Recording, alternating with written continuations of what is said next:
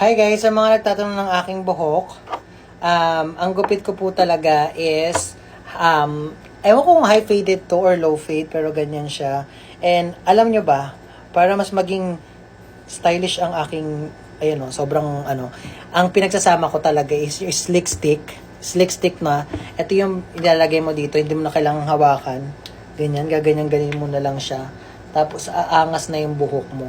Kasi para magmukha siyang wet look, eto, ganyan. Kahit hindi ka naligo, pwede kang gumamit nito. Sobrang ganda nito. Pag ito pinagsama yung dalawa, sobrang perfect. Ito, kasi is aloe vera. Nakakatulong din siya